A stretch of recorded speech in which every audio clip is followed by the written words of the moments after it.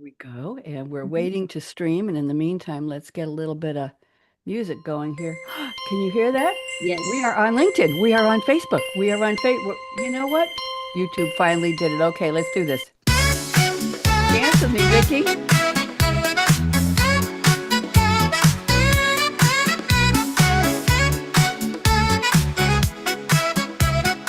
Ooh, look at her moves. They're two saucy dames, but that's not this show. Hmm. Oh, I like Vicky. Very smooth. Ooh, that's smooth. Smile. Such style. Ba ba ba da ba ba ba ba da ba ba ba ba da ba da da. Okay, I'm going to tell the Suno Orchestra. Thank you very much. You did great today. I'm Bonnie D. Happy to be here with my new guest. I met her on my Technology Revolution show a few weeks ago. Her name is Vicki Z. And Vicki, say your full name and tell us who you are and what you do. Go on, introduce yourself. Hi. Yes. Vicki Zheng. I work for SAP. I lead our business AI for our specific Southern utility market unit. I am a technologist. Even though I do believe in, using the technology, not just, for the technology's sake. I'm coming from the oil and gas industry, from the customer, so I'm very pragmatic. I spent my over 100 day, Fahrenheit degree days inside of the heat exchanger before, so I have done the boots on the ground and now doing more around the AI discussion with our customers. Wonderful. What do you think of AI? Are we in good shape with AI? I don't do doom and gloom on AI. So, do you have a favorite AI app or something you use it for that you love? I use them all. I think I do like to compare them. Again, is Yeah. how we improve, right? Sometimes we all have strength and weakness, and so I try them all. I compare to ones. I know there's a certain strength, for example, for certain word related or images or Mm-hmm. videos or music, like you said. So I try to use them out of the specialty they have. I use them all. That's a really nice way of looking at it. That's a very smart way of looking at it. And Suno, my Suno Orchestra, of course, is an AI program, but I went and said, I want something with sassy, high energy. I want a disco beat. I Hmm. want a birthday theme. And I think it gave me four different versions. This was Yeah, on the free version. Four different version with videos, and I like them all, but this one just give I'm you a that. I'm a disco girl. I'm from the disco era, Vicky. I shouldn't even tell you that. I don't even know if you were born then. Anyway, let's get started. So here's my opening. It's time to cheer, to toast, to woo. It's November 18th. What? Where's the year going? And happy birthday to you and you and you with Bonnie D on her Scarlet Mike dishing glam and Sass with a vintage spike. I'm not vintage. And look who's here with a velvet roar. It's Vicky Z, my guest co-host du jour with a big smile. We're naming names in the birthday game with Hollywood Heights to YouTube fame, plus wacky holidays and music history gold. Get ready, darlings. The fun is set to unfold. So grab your party hat. I don't have a party hat, but I could put another bow on, another flower on here. Grab your party hat and let the champagne pour. Vicky, it's after 12 noon, so we can have champagne. It's 5 HB2. o'clock somewhere. Okay, that's right. That's beer o'clock. HB2U is lighting up November 18th with glam, bam, and so much more. So I'm going to kick us off and let's start with music history events and let's see who out there in the audience knows, recognize. You're going to know some of these names, some of these songs, some of these people. So here we go. 1963. Beatles manager Brian Epstein asked concert fans to stop throwing jelly babies. Those are soft little jelly-like sweets at the Beatles. Why were they doing it? Well, the Beatles made the mistake of saying, we love Jelly Bellies. So the fans brought Jelly Bellies to the concerts and they're throwing them up on stage and it's probably getting all messy. And Brian said, stop. Thank you very much. Applause is welcome. I don't think he said throw money or underwear, but he said no Jelly Bellies. Okay, Vicky, you've got the next one. Okay, 1968, a band called Pogo, which with Randy Meisner, Jim Messina, and Richie Foray debuted on the Troubadour in LA, and they changed their name to Poco to avoid legal action over the comic strip Pogo. Do you know? I know you didn't grow up in the US. Do you remember? Did you have any comic strips where you grew up, or do you know any that were used to appear in the newspapers? Yeah, actually, I think I played that before, very like once or twice. But Okay. yeah, yeah, I can see why that can be both popular but legally probably violating some kind of a naming thing. Absolutely. Pogo was a very, and I don't remember whether Pogo was a worm or something kind of with, anyway, it was kind of an animal or an insect, Pogo. And it was a Mhm. very popular comic strip. So they probably figured we better not step on his, whatever he's got there. Okay. So in 1968, the same day, Glenn Campbell, his songs, By the Time I Get to Phoenix, I just killed that one, and Gentle on My Mind were both certified gold. Glenn Campbell was very popular and had his own TV show back in the day. Oh, wow. Vicky, you've got somebody else with two great songs. Go ahead. 1972, Bill Withers sang his hit like Lean on Me and Use Me on the popular TV show Soul Train. You sang to, I haven't had any guests sing either. Like, well, I try not to. Thank you for that. Okay, this is interesting. In 1987, we're jumping ahead 15 years. Sony reached a $2 billion agreement to buy CBS Records. CBS Records encompassed Columbia Records, Portrait, I've never heard of that, and Epic record labels, that I've heard of. Artists included the top of the line Michael Jackson, Barbra Streisand, Bob Dylan, Billy Joel, Bruce Springsteen. Oh my goodness. So that was quite a purchase. Now, 1987, Vicky, that is 13 plus 25. That's 38 years ago. 2 billion back then. Can't even imagine what it would be worth today. I should have looked that up. Do you have any idea what 2 billion then would be worth 35 years later? At least I 10, 15. I'm not sure, but A a lot. lot of money. A lot of money. Okay, go ahead. But at the same time, record at that time probably is also a different industry compared to now, right? You know what? You're absolutely right. We didn't have, I guess we didn't have Napster. We didn't have iPads, iTunes, iPhones. We didn't have iPods, Apple downloadable music. We didn't have all the sharing services. You're right. They were buying records. Do you own any vinyl? Do you have any records? I actually do. I'm a big classical music and jazz fan. Those ones are actually perfect for those vinyls. Absolutely. And you get good quality on them. Do you have any CDs that you play for classical or jazz, or do you prefer the vinyl? I think I have the vinyl. I have a few CDs, but over the years with all the moving, most of my classical music is digital, which I have to say these days, those lossless quality, like the streaming apps, are amazing. Oh, good. Okay. Amazing is good. We'll go for that. You've got the next one, 1988. What happened? 1988 is an interesting year, the year someone was born. So the Beach Boys appear on the Full House TV episode Beach Boy Bingo, where they bring Uncle Jesse played the John Stamos and the Hmm. rest of the Tanner family out stage during the show. Stamos, who often performs with the Beach Boy in real life, appears in the music video for Kokomo, the #1 song in the US, apparently 2 weeks earlier. Did you ever see Full House? Did you ever watch the TV show? I have not, I have to admit. Like that's something I think, I can go back to, but yeah, just too much content these days. A lot. You're absolutely right. It was a lot of fun, and there was the Tanner family and the kids, and then there was the Uncle Jesse, John Stamos, and then there was I can't remember the man's name, a comedian who played another uncle, and then the father. No longer alive. The man who played the father, Bob. I'm trying to think of his last name, and it was a family dramedy comedy, mostly a comedy about the girls growing up and the blended family, shall we say, of all of them. It was very, very good, a lot of fun, and some of them went on to be big stars, like John Stamos is a big star. So I'm going to go 2 years later to 1990. This is interesting. Paul McCartney's birth certificate is auctioned for, and I'm going to say only $18,000. Only $18,000 in Houston, Texas, at a place called Simpson's Auction Galleries. A fan named Brian Taylor, who was a college student in Washington, D.C. at the time, paid $18,000 for Paul McCartney's birth certificate. I wonder again what 18 grand would be worth in US dollars today. That would be 35 years later. And I wonder what Brian Taylor did with that. And if he sold it to somebody else, I bet he might have. I would All have. student, right? Yeah.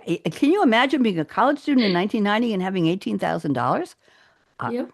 Not me. Okay, anyway, so what's next, Vicky? 1994, which is 4 years later, the Rolling Stone becomes the first major act to live stream a live concert on the internet. I bet that must be really big at the time, right? Webcasting 20 minutes of their show at the Cotton Bowl in Dallas, Texas. It's publicity to promote their upcoming pay-per-view concert. Do you remember pay-per-view? As few computers can receive the webcast. I can't imagine. Do you remember the dialing sound before when you get on the internet and the speed that can actually handle a live stream, let alone like No, our no, call right now? no, Uh, no, no, that's no, no, like no. a little surreal feeling of It having actually a was. live webcast in 94. Hard to believe. I remember in 94, I think I was an early AOL customer, and I remember the handshake noise. And Yep. I had a computer. I was working in tech at the time already, and I had a home computer, and I used to invite some of my neighbors in. These were men who owned their own businesses, their companies in New York. They had no idea what I was doing, and they came in and I said, "Listen to this." And it went, and they said, "What is that?" I said, "That's email. That's the internet." And they said, "What?" So I remember that noise very, very well. Let's see now. We're going to go to 2002. We're jumping way ahead. Shania Mhm. Twain, country star, had her fourth album, Up! Exclamation point, sold 11 million copies in the US, but that was only half the number of copies that her previous album sold, called Come On Over. So I don't know whether that was a bad thing or a good thing, but 11 million is still a lot of records, isn't it? That's, Absolutely. Yep. yeah. Yep.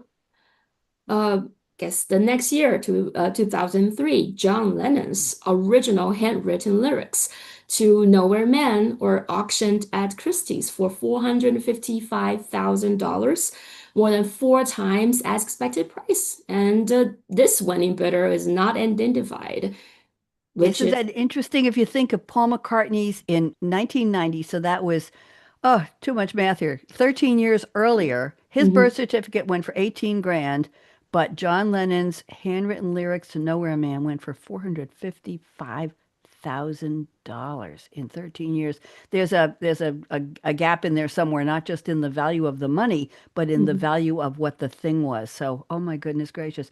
I'm going to move ahead to 2006. Jay-Z, we know who Jay-Z is. He managed to play seven 30-minute live sets across the United States in one day. How did he do it? Private jet, kids.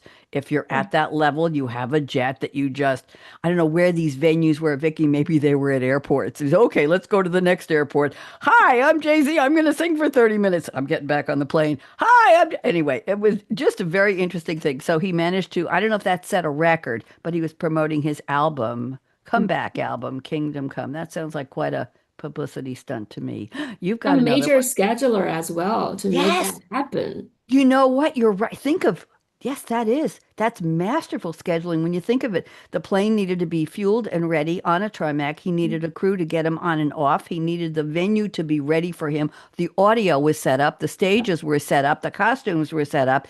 Back and forth. There probably was a lunch on board or a dinner or something.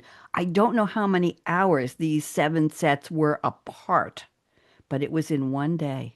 Yeah. Interesting. Mm. You know what? I'll have to do a follow up on that one. Thank you very much. You've got the next one. Yeah, 2012, Justin Bieber. I still remember when that was a major phenomenon globally. Uh, he wins the Artist of the Year at the 40th Annual American Music Awards. Amazing. Wow. He's still around. And in He's still, yeah. 2024, this past year in Orlando, Florida, the singer named Pink, and she's also an acrobat. You know that. She comes in on a trapeze and she's Mhm. very agile, shall we say. She wrapped up her 97-date summer carnival tour. Now, here tour. Now, Jay-Z did seven sets, seven cities in one day, or seven places in one day. She did 97 dates on her tour. She came in at $694 million. Well, that's more than Beyonce's. Now we're comparing the glitterati. Mhm. So Beyonce's Renaissance tour didn't make as much as 694 million, but Pink only made one third of how much Taylor Swift took in her Eras tour. I'm It's not surprised considering how hard the ticket to get for Taylor Swift concert.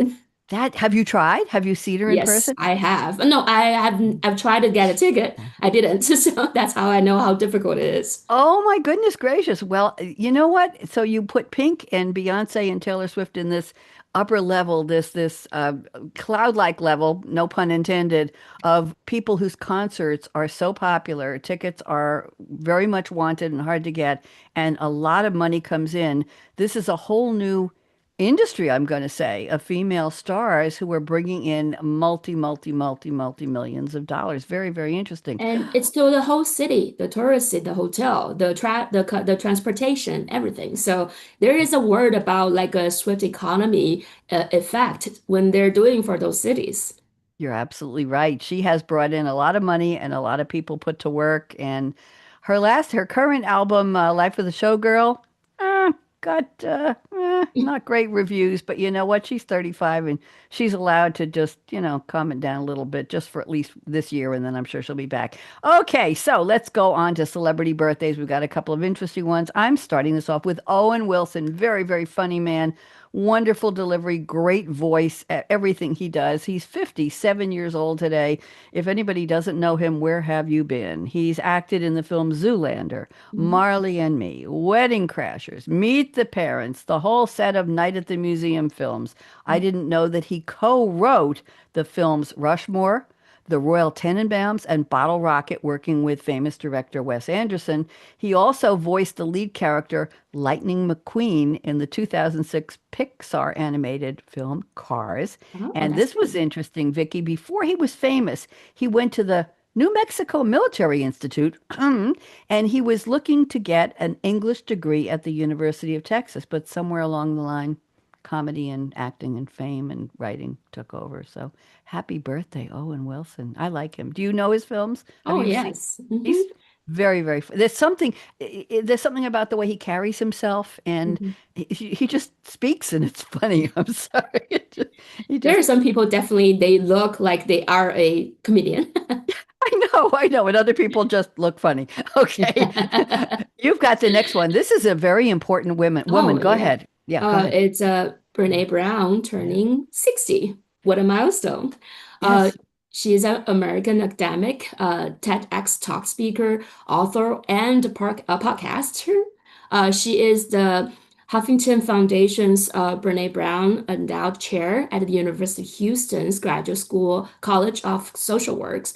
She's known for her work on shame, vulnerability, and leadership. She has written #1 New York Times bestseller books and Six hosting, books. Six books. wow, six of them. Wow. Yes. Yeah, go ahead. That's what accomplishment. Hosted two podcasts on Spotify. She appears on the Netflix 2019 documentary Brene Brown, The Call to Courage. In 2022, HBO Max released a documentary series based on her book, Atlas of the Heart.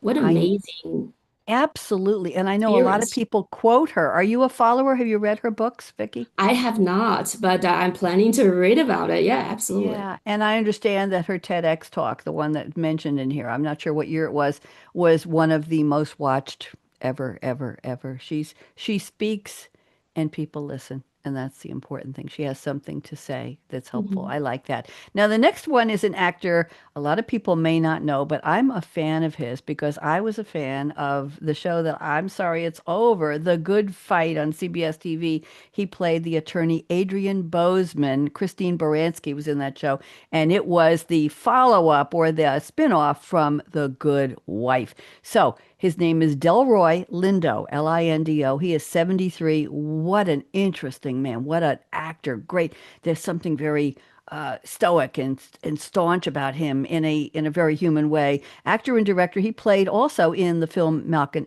X, directed by Spike Lee. He played West Indian Archie, and he starred in major roles in Gone in 60 Seconds, the movie I didn't know that. Get Shorty, I have not seen that, and The Cider House Rules. And he also voiced the character Beta in the 2009 animated movie Up.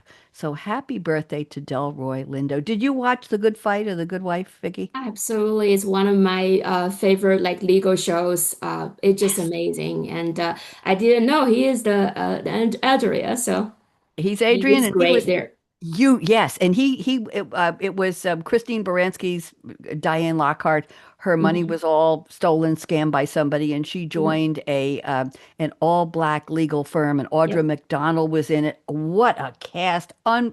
It was just wonderful. It was a great show, very dramatic, very political. I won't get into Hmm. that. Gary Cole played Diane Lockhart's husband. He's in everything right now, by the way. It's not his birthday, but he's in every time I turn on the TV, he's in something. He's in NCIS and he's the father on something other, and he's the uncle on something. Anywhere. Gary Cole, I think, is the actor of the century. So happy birthday, Delroy Lindo. And you've got an interesting one for us next, Vicky. Who's next? Yeah, it's a Damon Wayans Jr. Age of he's turning 43. Happy birthday. Yeah.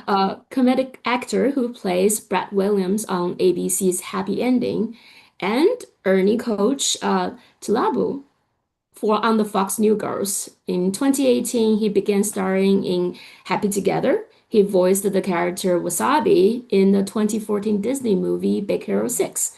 He is the eldest son of the actor Damon Wayans Sr. and has his first film roles at age 12 with his father in Blankman.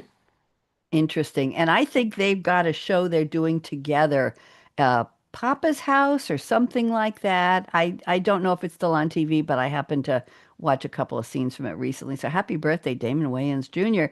And now we have an actress who I was a fan of hers back when she was in soap opera. She's 83 now, very beautiful, very elegant woman named Susan Sullivan. And I'll tell you at the end of this little bio, what she was also famous for. She played Lenore Curtin Delaney on the NBC daytime soap Another World. Yes, 1971 to 76. I remember Lenore Curtin. I don't remember when she married somebody named Delaney. She also played Lois Adams on the sitcom It's a Living in 1980-81.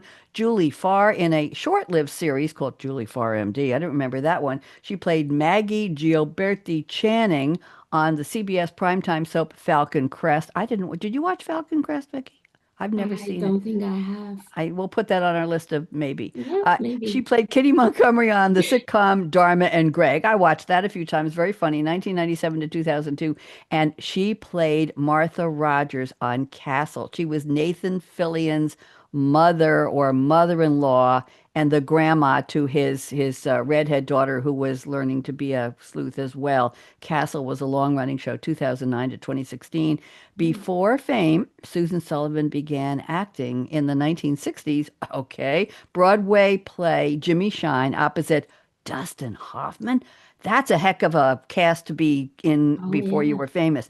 But another reason she's famous, I think, and you correct me, somebody correct me if I'm wrong, was that she was dating Alex Trebek. She was his girlfriend, Alex Trebek from Um, Jeopardy, he passed away about a year or so ago. But anyway, I remember Susan Sullivan was also well known for that. So happy birthday to all of us. Let me Happy see if I birthday. get some birthday music up here before we let's do a little applause here. Now I've got to get the audio up because I put the audio down. One second here. They've changed all of the. Let me see if I can play this again. Am I playing it? It's Mm-mm. not coming out. All right, let's see. Oh, here we go. There we go. That sounds Applause. good. Applause. There we go. Okay, good. Sorry about that. Okay, they've changed Apple Music, all the settings, and the little bar where you raise or lower the volume is Mhm. buried in this little bottom of the app, and it's, excuse me, very hard to see. Okay, so now we're going to go to social media stars, and we've got four interesting ones. And Vicky, the way somebody gets on my list, and there are hundreds of these, I have Mhm. lists of TikTok star, Instagram star, YouTube star. I have lists, I have pages that I go to on the web, but they have to have a minimum of typically 1.5 million viewers or fans, followers, subscribers, something. And I don't know which apps use fans versus subscribers versus followers. They seem to be Yeah. all. But we've got a real mix today. So I'm going to start out with a young man. Well, he's 45. I can call him young. Gary C, the letter C, like half of a smile on its side. He is 45. He has 1.6 million views. He's a Brit. He's a YouTuber, a singer-songwriter. And what does he do? He posts Disney-related content, his own original songs, vlogs or vlogs, some people say, advice videos. I don't know what he's giving advice on, but he hasn't advised me yet. Challenges, music covers, and he uploads Disney product hauls. Have you ever seen a product haul online, Vicky? I have, and always because I'm a little bit minimalist. I'm always worrying, like, where are you going to store all those things? What is a haul? What do they look like? What do they So do? basically, I think they go and they buy a lot of the certain ones and they open it kind of to show you, talking about it. Again, at least that's one of the hauls I've seen. Again, coming from a minimalist, I'm just always like, that's interesting to watch. I'm not gonna do that. So it's like an unboxing because when you get a new product, Apple releases something new or another big company, people do unboxing videos. This is how Mhm. you open the box, and this is where the Sometimes they cellophane. haul, they would even show you the way they buy it, right? From the stores all the way through. Really? I got to I've go seen like watch a one. Target haul sometimes too.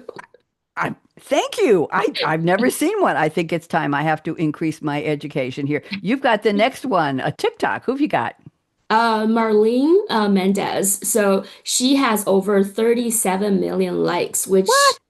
again, these days, it's just this kind of number amazed me, like how voice come out to a broader, group of people, like way different compared to before. She is a professional model who shares fashion content in her reaction and interaction videos and on her Marlene Dizzle Instagram accounts.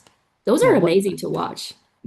You know what I've noticed is a lot of these stars, we'll call them, as I said, people who have at least a million, million five of something on their accounts are on multiple platforms. So you get a TikTok who also has an Insta account, and you get an Insta person who's also on YouTube and TikTok, and they used to be on Vine, and they're a Roblox fan, and they do this and that.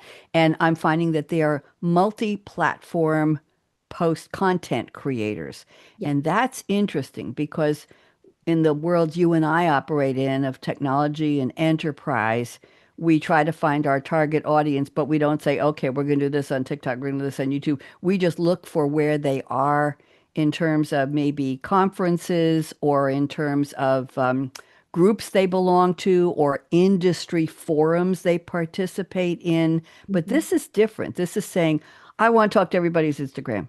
I don't care who they are. I want to talk to everybody else on TikTok. I don't care who they are. I want to see if anybody likes me on YouTube. So they're just shooting And that the content the out. algorithm, the recommendation algorithm completely it's a game changer, right? Like Yes. you don't have to proactively looking for content. They Yes. instead of based on your, likes, your how long you're staying for certain videos, they recommend you. So again, it's a game changer because you can just throw your content out there and the system of the platform matches you with the people that is, targeting, which is again pretty revolutionary actually. It actually is. And when I was doing some marketing consulting years ago, I would say to my clients, who is your target audience? Where are they? What do they want to hear? What's going to resonate with them?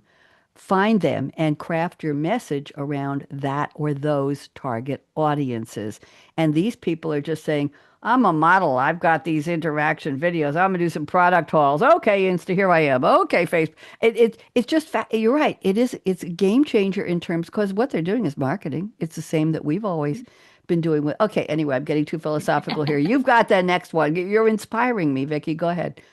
Oh, is it Uh, me? Me. It's me. I'm I next. think yeah. Okay, I'm sorry. It's Dave Irwin. Irwin with an I. He is 43 years old, all grown up. He only has 1 million subscribers plus, not quite to 1.5, but I've put him on the list because he's a parody artist, not a parrot, a parody who posts if real people commercials were real life.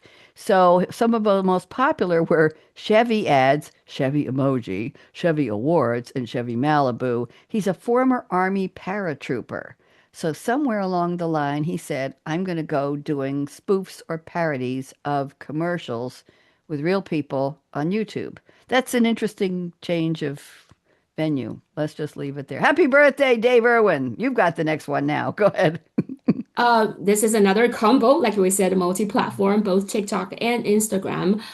Chris Badal, he is 29. He has over 13 million followers from TikTok and 251 million likes on Instagram with 1.2 million followers. Again, a combination of those platforms represent a large audience, right? He is a Nigerian dancer who posts dance performance and tutorials.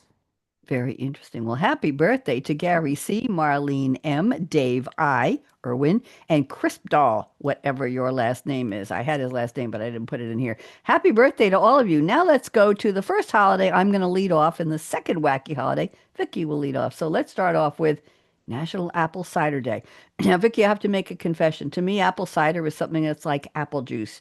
You put it in the fridge and you drink it, and it could be a little cloudy. We're talking here about apple cider that is an alcoholic beverage. So I just wanted to make that clear to everybody. I didn't realize that when I was putting this together. So in 3000 BC, the origin of apple cider dates back to when the Celts, Celts, or Celts, maybe in Britain, made the beverage using crab apples. It was bitter because they used local crab apples that grew in small shrubs. That obviously means something to growers, that if it's a small shrub and it's local, it's going to be bitter. So we'll just leave that one there. What happened next, Vicky?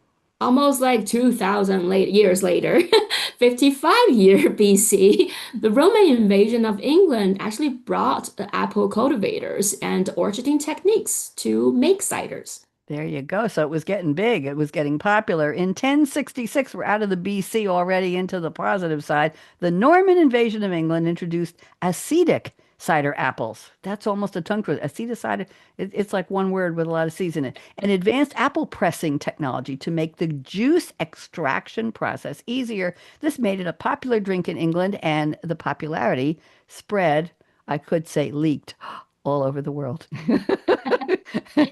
And Okay. yeah, then we jump into the 14th or 19th centuries, where the Western Europe had a little climate shift called the Little Ice Age, where the No. overall temperature dropped, causing grape vineyards to suffer, as wine was being popular at the time, right? Since apple could survive the cooler temperatures, apple cider becomes the predominant alcoholic beverage over wine at the time. Interesting. We're going to. That's for the Little Ice Age. I had to do that. Okay, now we're still in the 19th century, but things are really getting moving here. Okay, so due to increasing market and demand, small farmers said, we better cash in on this. So they sold their orchards to commercial apple cider producers who expanded business and said, the old methods are not working. We're going to fix them up. We're going to modernize. By the 1980s, apple cider was known as just a cheap drink for people in the country, not too good. But in the 21st century, Irish company Magners, and we're going to hear more about them in a minute, used sleek advertising showing cider as a beverage for a modern, younger crowd. Isn't it interesting, Vicky, that marketing and Yep. target audience Yep. was at play in the 19th century on who should be our target drinker, who's going to have the money to buy our cider. Fascinating. There are Interesting. actually a lot of the very signature things like we are now given as for granted is actually backed by some pretty clever marketing strategy in history. You know something? This is a use case. This is a case study, isn't it?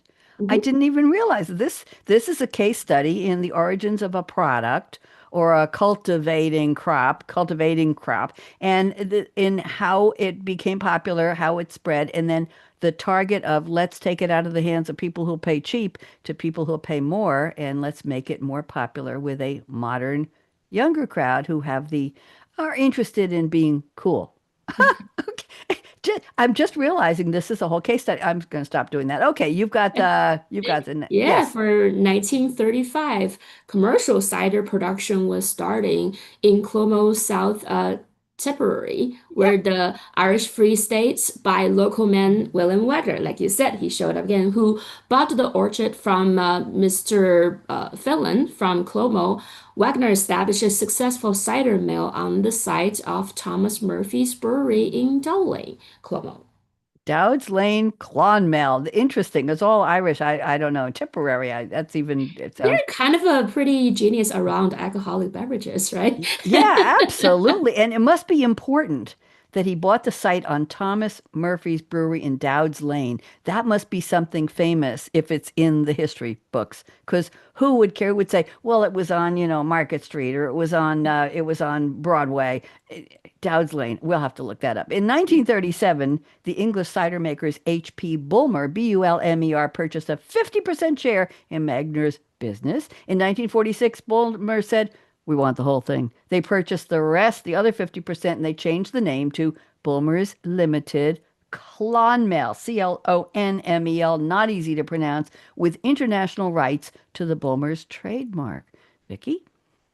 And the success of the Boomer cider in Ireland led to Wagner Blend to market the cider outside of Ireland. Irish Boomer cider and Wagner are identical and made from 17 variety of apples, with the glucose syrup, e-colors, and sulfide added for flavoring color and as a preservative, and fermented and matured for up to 2 years. Sounds like it became a big deal, doesn't Yeah. it? We weren't talking about fermenting for 2 years before. Interesting. Sulfites. I once had a reaction to sulfites in wine when I was at a theater in Manhattan. I used to live in New York on Long Island, and I go to the theater from time to time. And I had a really bad reaction to sulfites, and I had to stop drinking that type of wine. Just Wow. wasn't very pleasant. Let's move to 2010. Magner's Golden Draft was a traditional old style crisp cider available only on tap, meaning you gotta go to the bar for that. In 2011, they offered special flavors. Okay, Vicky, this is interesting. Spiced apple and honey cider. Well, okay, apple cider with honey, that's not bad. Pear and ginger. So you have apple, pear, and ginger. And spiced apple and rhubarb. Interesting. Must have been pink. Available in supermarkets and bars. I wasn't buying it. Typically, Magners is advertised at being poured over ice. That's the way people wanted it, cider over ice. And you've got the last one in this holiday. 2015, Burma launched the four new forbidden flavors. Only making people want it more, right? The cider into the Irish market, the cloudy lemon, strawberry and lime, berry, and juicy pear.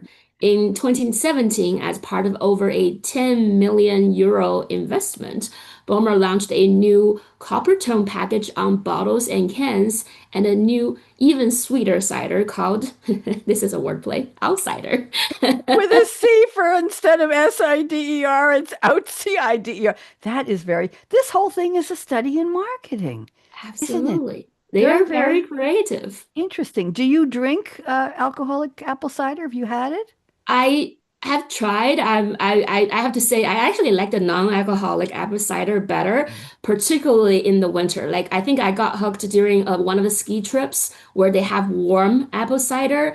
We all love Oh, it. I think we're drinking them for days because after a ski trip, they really sweet and warm you up. So it's yes, really yes, cool. yes. They have something called mulled cider that they serve Oh, yes. at Christmas too, and you could put a cinnamon stick in it, right? Yes. Hmm. Mulled cider. Yes, I didn't even think about that. Okay, well, good for Magners and Bulbers and all of that, and everybody enjoy drink up. We've got one more holiday, and it's in honor of a birthday of, I'm going to say someone, but I'm not going to say it was a human someone. Vicky, why don't you start this one for us? This is very timely given I have a toddler daughter at home. Yeah, I'm actually very excited about this. It's National Mickey Mouse Day. Happy birthday to Mickey Woo! Mouse.